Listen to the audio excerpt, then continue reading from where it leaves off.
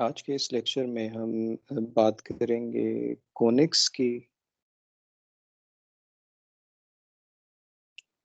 Conics में हम देख रहे होंगे पैराबोला,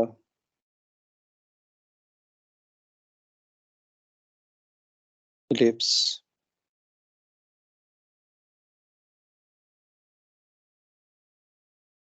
हाइपरबोला।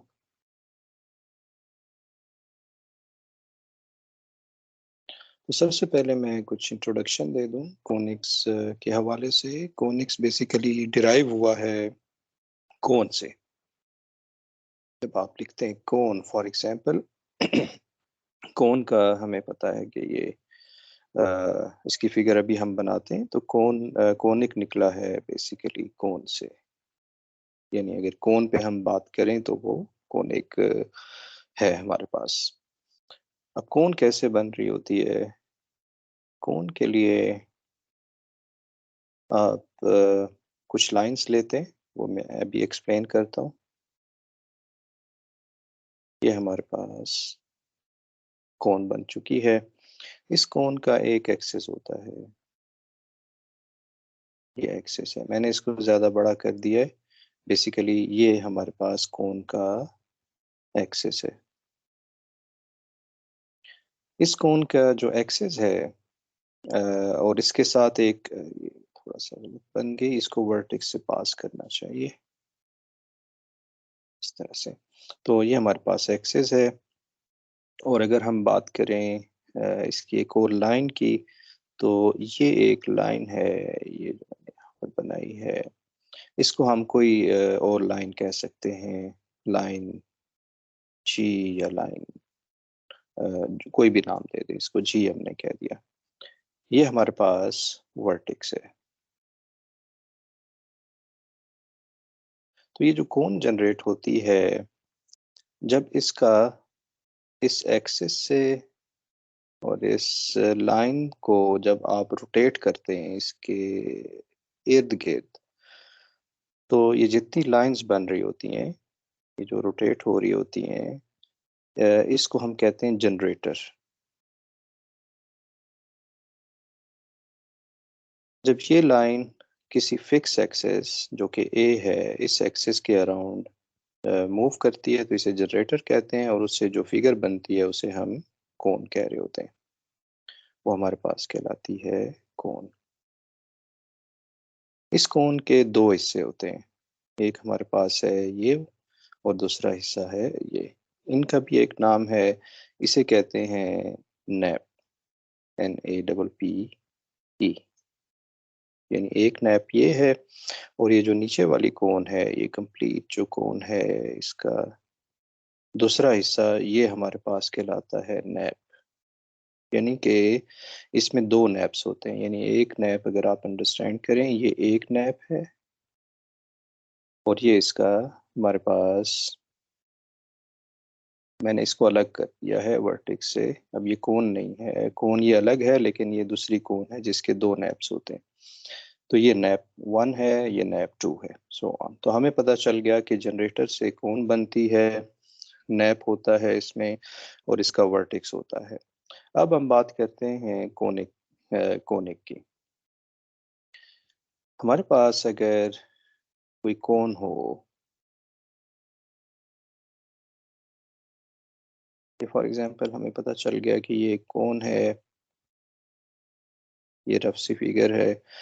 अब अगर ये कोन, इस कोन को कोई प्लेन इंटरसेक्ट करे और इसके एक्सिस से 90 डिग्री पे इंटरसेक्ट करे, ये एक प्लेन है जो कि इसको 90 डिग्री पे इंटरसेक्ट कर रही है। तो आपको पता है कि जब कोई दो सरफेसेस आपस में इंटरसेक्ट करेंगे तो हमें क्या मिलेगा? हमें एक कर्व मिलेगा। वो कर्व हमारे पास ये वाला कर्व है। इसको मैं अगर अलग ड्रॉ कर दूं तो ये कुछ इस तरह से कर्व मिल रहा होगा। अगर ये 90 डिग्री पे है तो मैं इसे दोबारा से बना लेता हूँ। ये 90 डिग्री पे है, मुझे असल में यहाँ पर सर्कल बनाना है। तो ये लिप्स लग रहा है, लेकिन हम इसको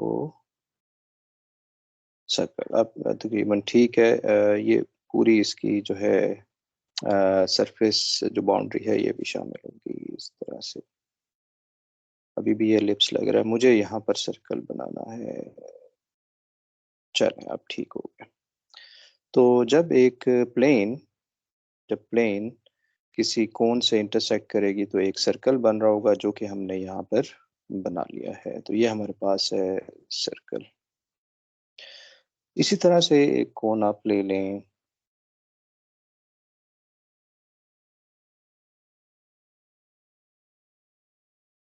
ये हमारे पास कोन है। अब यही कोन से अगर हम इंटरसेक्शन लें किसी प्लेन का, लेकिन वो जो प्लेन है वो थोड़ा सा कुछ एंगल बना रही हो, इसके एक्सिस के 90 डिग्री पे ना हो। अगर वो 90 डिग्री पे नहीं होगी तो इन दोनों का जो इंटरसेक्शन बनेगा वो इंटरसेक्शन ये है।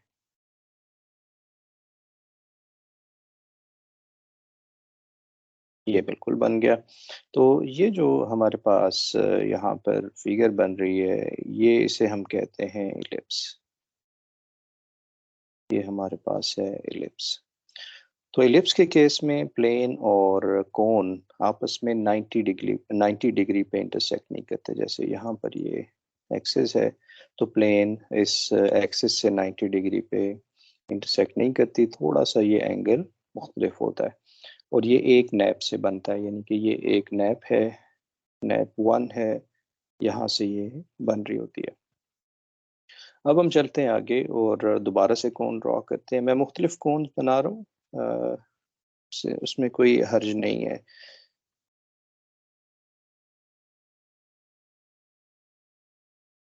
ये हमारे पास है कोन। अब ये कोन अगर किसी एक नैप से पास करे, फॉर एग्जांपल, और इस तरह से टिल्टेड हो, ये प्लेन है इस तरह से। ये जब प्लेन और कोन आपस में इंटरसेक्ट करेंगे तो एक हमारे पास यहाँ पर पैराबोला बन रहा होगा, यानी कि ये शेप कुछ इस तरह की बन रही होगी। इसको अगर हम इस तरह से ड्रॉ कर लें तो ये शेप बन रही होगी। इसको हम कहते हैं पैराबोला। तो पहले हमने सर्कल देखा, फिर इलिप्स देखा, और फिर अभी हमने पैराबोला देखा। यही अगर प्लेन अपर नैप से भी इसी तरह से मुख्तलिफ एंगल बनाए तो हमारे पास ये पैराबोला बन रहा होता है। ठीक है। अब हम एक और फिगर बनाते हैं। कौन है हमारे पास?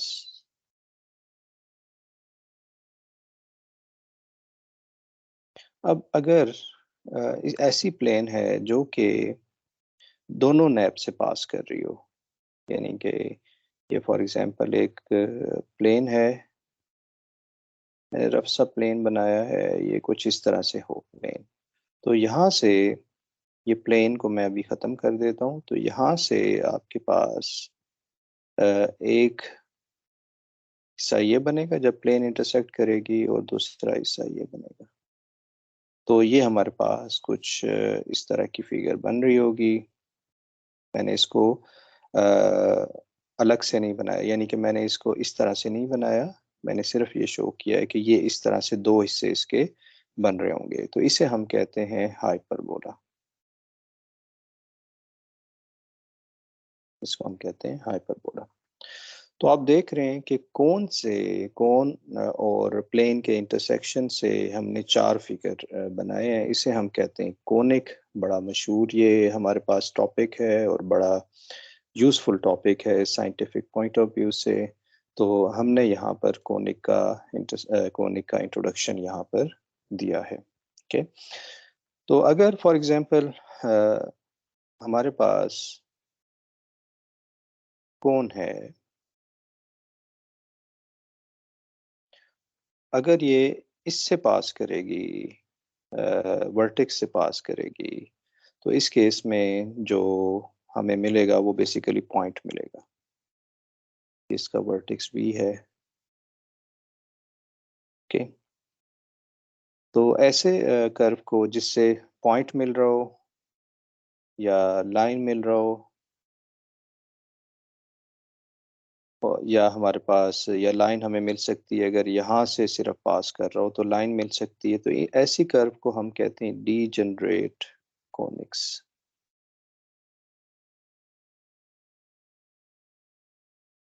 तो हमारे पास पॉइंट और लाइन भी हमें मिल रहा होता है, या दो इंटरसेक्शन हमारे पास ये दो लाइंस मिल रही होती हैं। अब आप इस चीज़ को भी अंडरस्टैंड करें कि जब दो लाइंस आपस में मिलें तो हमें पॉइंट मिलता है। इसी तरह से दो कर्व अगर आपस में मिलें, फॉर एग्जांपल ये एक कर्व है, ये दूसरा कर्व है, तो आपको दो पॉइंट्स मिलते हैं। जब आप सरफेसेस की बात करते हैं तो सरफेसेस के केस में जब दो सरफेसेस आपस में इंटरसेक्ट करते हैं तो हमें क्या मिलता है? कर्व मिलता है। इस कॉन्सेप्ट को यूज़ किया है हमने और कॉनिक हमने इसका इंट्रोडक्शन दिया है। Thank you for watching.